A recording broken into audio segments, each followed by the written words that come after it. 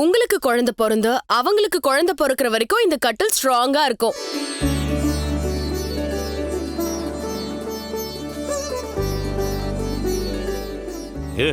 பழகுறலே, நீதான் நீ கருத்தா பேசிருக்க பழகுறலே. இந்த கட்டிலோட அருமை இங்க இருக்கிற சில பேருக்கு தெரியல. ஆனா நீ சரியா சொல்ற. டேய், இப்ப எல்லாத்துக்கும் டூப்ளிகேட் இருக்குடா. இதுவும் அப்படிதான் இருக்கும். இதுல அப்படிலாம் செய்ய முடியாதுங்க. இது பக்கா ஒரிஜினல். டேய் மனோஜ், இந்த வீட்ல இருக்கிற ஒரே டூப்ளிகேட் எது தெரியுமா? நீ மட்டும்தான்டா.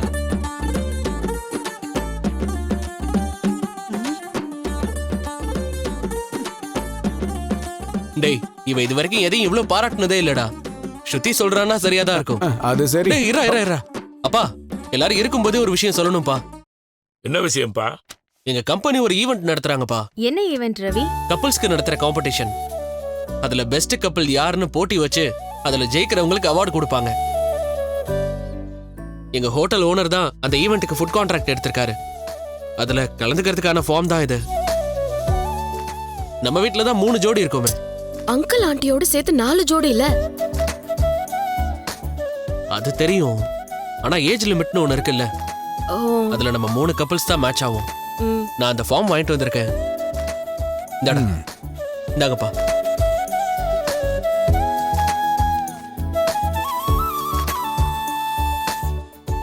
இந்த வீட்ல பெஸ்ட் பேருனா அது நானும் ரோகிணி மட்டும்தான்.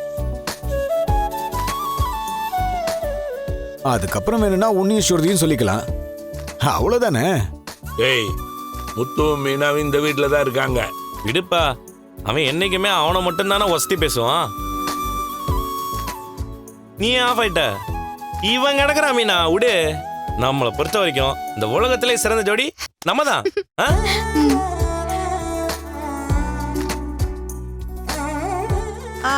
ஆமா, மாசத்துக்கு ஒரு தடவை எப்படி சண்டை போடணும்னு போட்டி வச்சா சிறந்த ஜோடிங்க நீங்க தான்.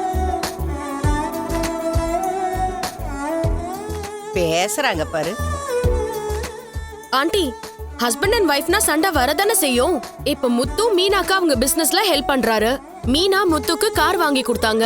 அவங்களும் அண்டர்ஸ்டாண்டிங்ல தான் இருக்காங்க. அதனாலதான் அவங்களுக்கும் சேர்த்து ரவிய ஃபார்ம் வாங்கிட்டு வர சொன்னேன். ஸ்ருதி, எங்களுக்கு எதுக்கு அண்ணி, அதெல்லாம்? காம்படிஷன்ல நீங்களும் கலந்துக்கணும். போட்டி வச்சுதான் சிறந்த ஜோடியான்னு தெரிஞ்சுக்கணுமா என்ன? ஏன் மீனா, உங்களுக்கு கலந்துக்க பயமா இருக்கா? நான் ஏன் பயப்படணும்? ஆமா, அங்க கிரியேட்டிவா ஏதாவது கேள்வி கேட்பாங்க, இல்லனா ஏதாவது ஆக்டிவிட்டிஸ் பண்ண சொல்லுவாங்க.